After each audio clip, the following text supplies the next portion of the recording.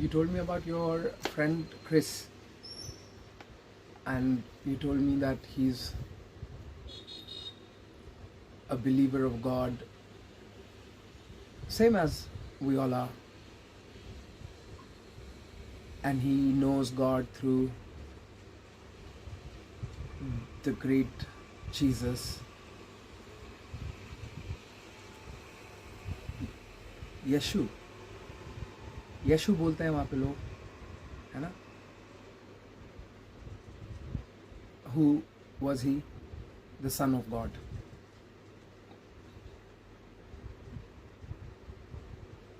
Jesus knew that all that one can be when in a state of being is a child of God and not God. He was trying to tell the mortals around him how to be a human being. That is really the child of God. What is that human being that can live a life like a child of God? And he was the example.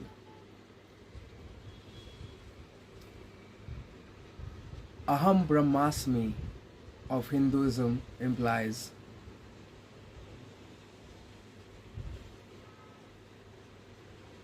that aspect of humans which is the underlying layer of all that is matter. So the human beings that have gotten themselves established on that underlying layer of eternal silence recognize that they're not doing anything. Everything is happening through them. That's Aham Brahmasmi.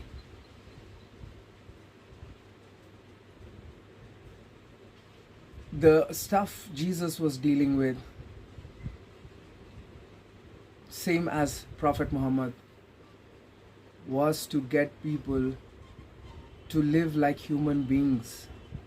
You know, they didn't want to be like ethereal saints of India who wanted to express this underlying layer, Nirakar. That's why so many books in Hinduism were to be written, because in order to express something like that, first you have to establish the ground for preparation, and then you have to express it. Probably they were so great that they knew that that which is Nirakar has already been expressed. I don't know, I'm only guessing. Because I know they knew. They knew everything that Shankaracharya knew, Patanjali knew.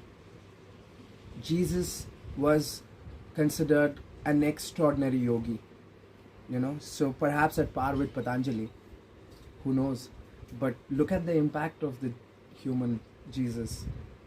Wow, like, you know, greatest, largest religion on the planet. Huge. So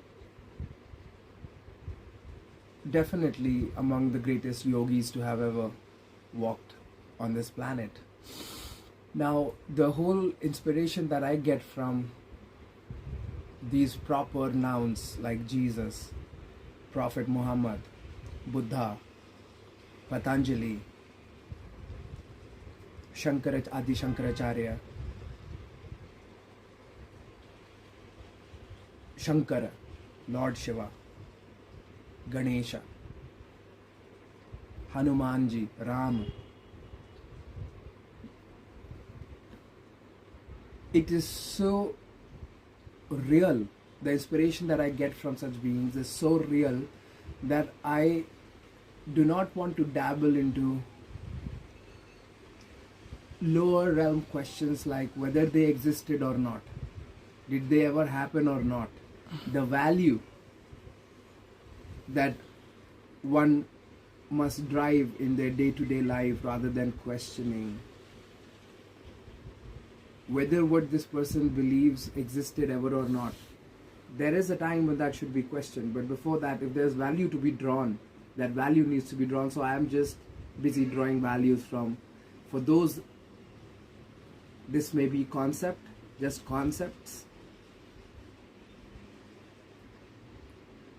I say draw value from, even if this is concept.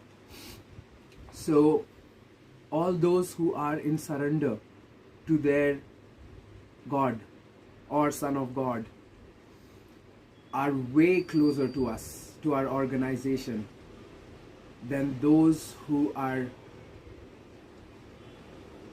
not in touch with what it means to be in surrender, you know. So if your friend, even if he belongs to a religion which may seem is not in harmony with Gautam Buddha or Patanjali or Adi Shankaracharya or Vedavyas,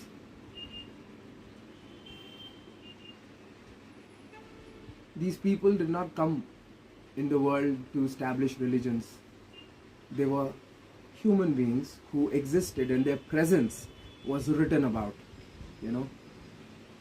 And what they felt the presence of, they wrote about. That's what an intelligent human performance is.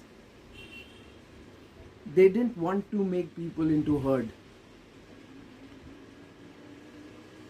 So long as there was surrender to their value system,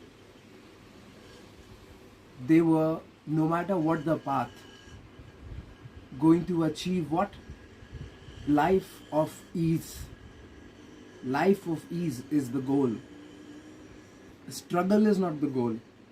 When one comes into life, if they can live a life of ease, they are living a life that is the highest possibility. So, for all those who may want to, it may be the view of, you know, hardcore followers of their religion, that it's best if one joins us and our religion. It may be their view because they are yet to meet someone who lives the value that Jesus spoke about exactly from the points of origin that Jesus must have learned those values from. And they don't deny that such humans don't exist, of great values. Humans that followers of religions, hardcore followers of religion, want to aid in the process of making. Because they are all, at the end of the day, the followers of the values of Jesus. There are debates which question a lot of things about Christianity, a lot of things about Islam, and every religion perhaps. But then I say that how do I know that this flaw, if you are proving through science is a flaw, was a flaw that was expressed by Jesus? No, human beings who wanted to create empires out of such value systems must have done it. If a man is being revered and the values that attract me are so immersive and so full in themselves, I don't care about all that. For that I have other realms of knowledge from where I understand how old is universe, or whether there is hell or heaven where people are put into fire. I will find my answers. I don't need authors. So for everyone, I think, who is rational in their mind and is conscientious and wishes good for the world, would care not about any conversion of the other. If they see that value system existing in that person, they'll be like, you are as you are, the best we could have had. Tell me, what can I do for you? Just as I would have said to anyone who I felt was reminding me of the values of Jesus or Prophet Muhammad or Gautam Buddha or any other divine teacher they've had in their life, all of them will participate with us. They'll understand that we are talking about the same value system, and our path is perhaps got something for this age, you know. So actually I'm done speaking to your friend Chris because he didn't take your call. I thought this was the best way to address him. If you want to say something, you could say now, or if you want to say it in another video, you could say in another video. It's your choice now. I'm done. I will say it in another. Yeah.